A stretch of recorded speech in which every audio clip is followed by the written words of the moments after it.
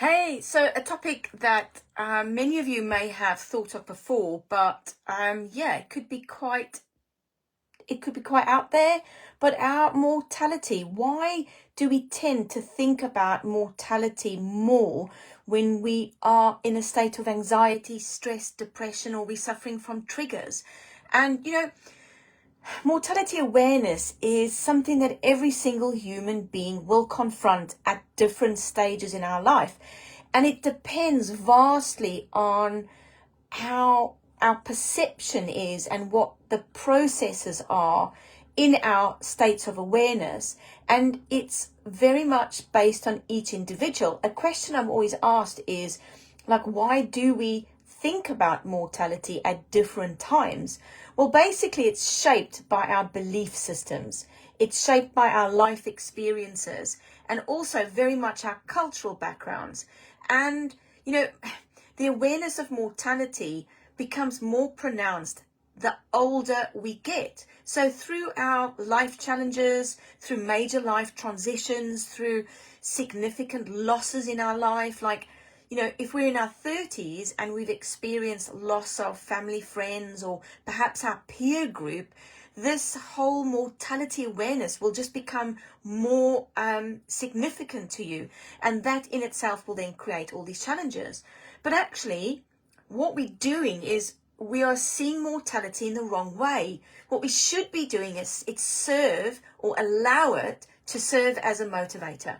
So rather than be in fear of it, it has been proven that it can push people to live life with more deliberate, fostering that real sense of urgency in terms of what really matters.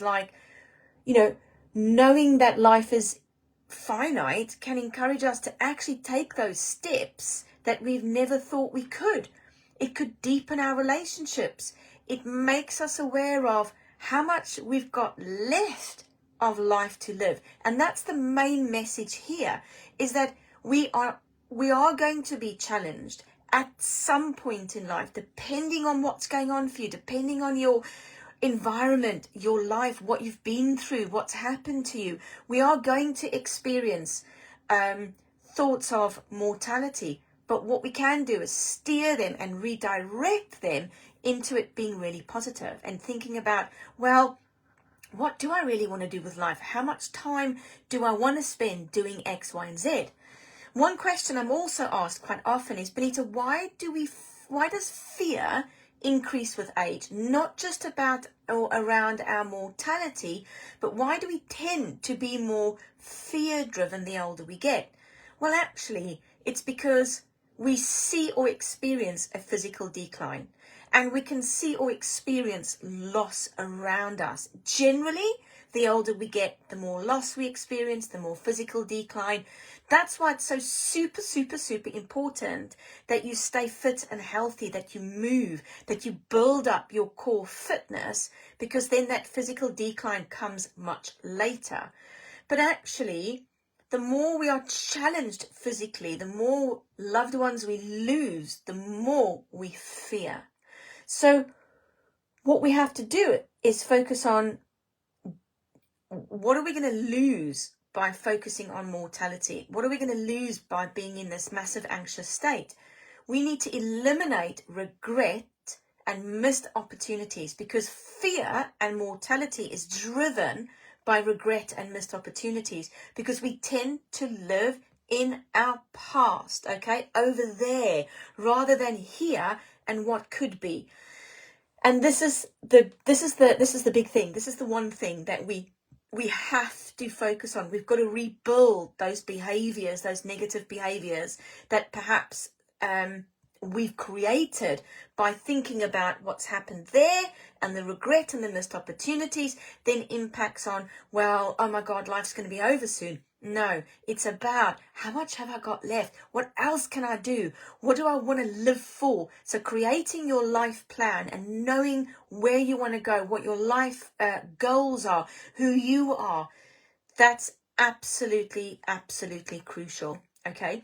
So in terms of doing that, how do you do that? Perhaps you don't know how to take those steps. And it is difficult when you're having to do that by yourself.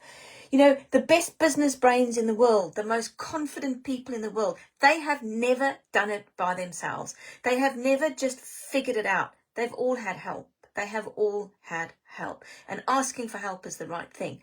If you're interested in this topic, or if it sort of triggers you a little bit, or some of what I've said today really makes sense, and you want to discuss this more, and you are concerned about that past trauma that keeps you stuck in the past rather than moving forward, book a consult with us. Come and speak to us about how our trauma recovery method program works, how we are able to move you from the past into the now and then straight into the future.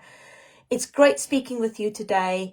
If you need anything, you know where we are. The link to book the consult will be after today's video.